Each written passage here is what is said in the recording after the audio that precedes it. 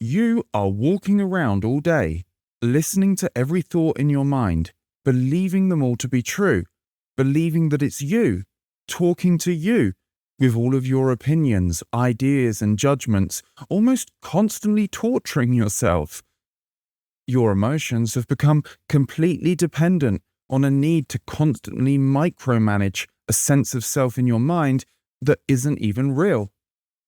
And you're constantly carrying around a mind-made me that you never-endingly have to defend, big up, be in conflict with others over, or listen to it talking down to you, when you can no longer gloss over it with positive thinking or forced love. This is what happens when you identify with your thinking. The next thought that appears here that says, "Oh, this is never going to work," you believe it and scupper your business success, ruin the date, or piss on the spiritual path that would have given you freedom and liberation. The next thought that says, "Oh, this is just a load of rubbish that can't be proven," you believe it and not actually apply the information or put it to the test, and totally miss out on saving yourself in this lifetime when it was right there, waiting for you, available for you to take at any moment. And you remain missing so many opportunities because you couldn't help identifying with that story in your mind about you and its constant judgments of others. And all of this constant identifying with the thinking bounds up emotional and physical tension and tightness into your body, until it leads to illness, disease, and decay. So wake up. Look, I know it sounds like Alex is on his high horse right now, and you'll be right. But I'm being like this because deep down, I know you want me to be honest. I know you don't want me to sugarcoat things. I know you really want me to be simple, direct, and straight to the point, because I'm like that too. I don't want someone to soften things all the time and people please me all the time. I want them to tell me the truth. Now, Alex isn't saying he's perfect. He's saying what he sees because he doesn't want anyone else to suffer the way he did, and so many of his loved ones have too. But here's the good news. If the thoughts have got so negative, if the thoughts have become so sour that you feel so overwhelmed and you can't put up with it anymore, you now have a wonderful opportunity, because it's pushing you to look at something that most never ever look at. It's pushing you deeper, beyond trying to find that peace and happiness in the world that everybody spends their life chasing, like chasing rainbows. It's pushing you to look before the mind, before the world, and to wake up to who you truly are. The vast majority, at the moment at least, never get to the root of the problem and go to the grave overlooking the truth of who they are. But if you finally become fed up with the self-torture, if you finally become fed up with constantly having to carry around and maintain and micromanage a mentally constructed idea of who you are, then liberation and true freedom are now available for you. Because if you're watching this video, perhaps you've finally recognized something's wrong. Perhaps you've finally become ready to end the addiction to thinking and all the suffering that it's been causing you. Perhaps you're finally ready to give up this mind-made sense of self and instead be your beingness, be your true nature, not this fake, limited entity, but this awareness, this consciousness that you are. So to stop identifying with your thoughts, you must recognize that they are not you. You are this whole space of awareness in which sights, sounds, sensations, and thoughts appear. So zoom out from the thinking, relax your attention back, and perceptually rest for a moment as this full view of awareness. Thoughts appear in this awareness just like any other object. Yes, when you really look at them, they might appear to be faint and translucent compared to physical objects. But the truth is, just like this coffee cup or this phone, they appear as an object in this awareness. They might appear like a mental image, a sound, a voice in the head, or kind of like an audio drama playing in the background. I mean, if there was an audio drama playing in this space where you could hear the thoughts of the main character, you wouldn't believe those thoughts are you talking to you, would you?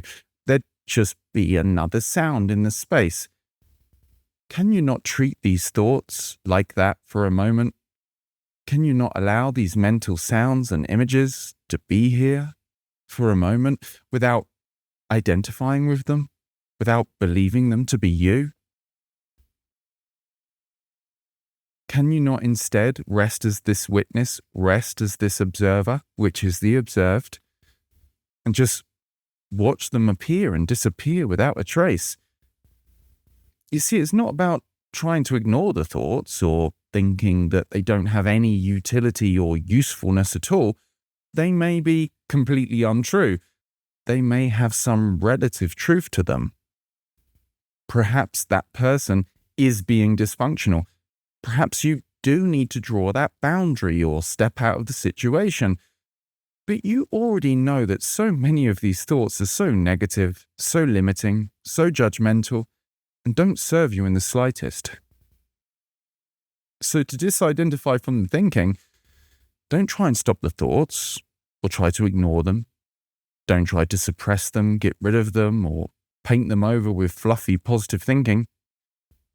And don't consent to getting frustrated that they're still present and negative or judging yourself for having them, for this is just more identity, more thinking too, right? Instead, rest as the basis of the thoughts. Rest as this basis of the whole appearance. Perceptually rest as this full view in which the thoughts appear and disappear without a trace. And don't judge, identify, indulge or ignore or suppress. Just perceptually rest as this basis and be naturally and effortlessly as you are. Because you see, you're never going to stop identifying from the thinking with the thinking and torturing yourself with it until you stop sourcing your sense of self from the thinking. Stop sourcing your sense of self from that mind-made activity. Thoughts appear in this awareness and they seem to have an I in them. They say things like, I like this, I don't like that, I don't agree with this, I think this, I think that, never-endingly on loop.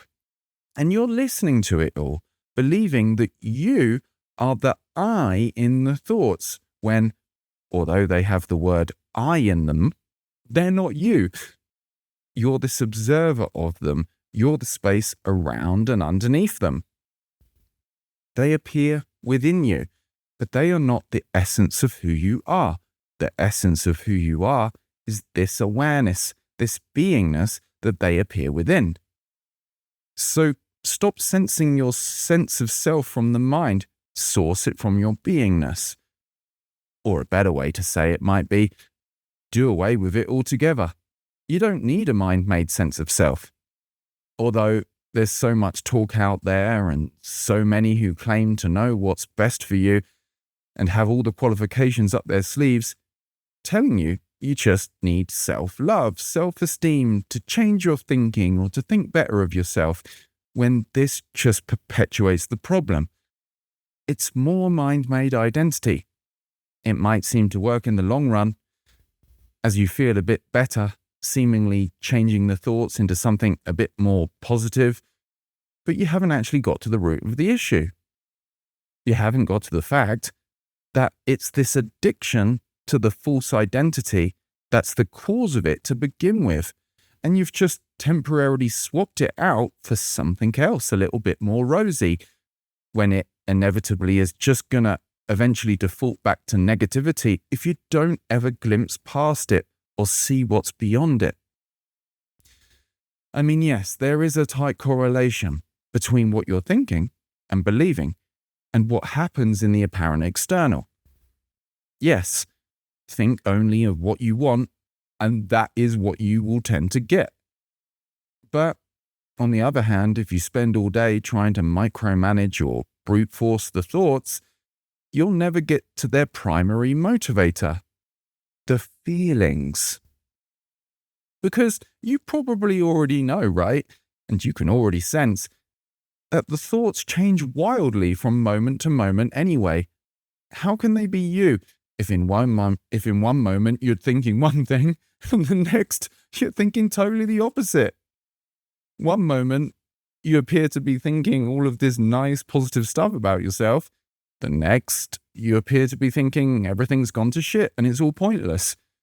So if all of these thoughts appear to have almost no real consistency, how can they be you talking to you? They're not. They're just thoughts appearing in awareness, echoes of somebody else. You didn't invent any of these thoughts, did you? They're just a repetition or a remix of everything you've heard, either consciously or subconsciously. They're the echoes of everyone who put you down, or in reality, were putting themselves down and arguing for their own limitation.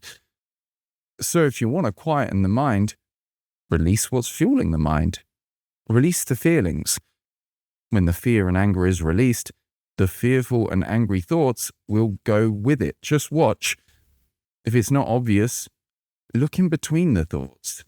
Sink into the silence so the real you becomes self-obvious to yourself. Because when there's no more thinking, all that remains is perceptions and awareness. Pure awareness, already whole, already complete, in pristine condition, always with you, always available to be remembered and rested as. This is your freedom that's already here. You have to recognize this message is abrasive to the mind. The mind can't understand what's before the mind. The mind has been conditioned and pedestaled for decades with the idea that it has all the answers, that it's going to figure it out, that it's going to get it and hold on to it, or throw it all away because it's all pointless anyway. It can't understand the power of the silence. It can't understand how stillness and beingness is going to solve any of your problems. It can't understand how thoughtless flow of awareness is going to get anything done. But deep down, you know. You already know. You already have the reference points. You already know the pianist who's not there anymore and the music is just flowing through them. You're already aware of times when it seemed awareness and action were one, and so much more than you could have ever imagined was spontaneously created with you out of the way. So perhaps it's time to trust this, right? Perhaps it's time to free yourself from the self-imposed shackles and prison of the mind-made identity and be this effortless being that you really are by resting as the basis of what's appearing, by perceptually resting as this awareness and watching the magic happen. Peace.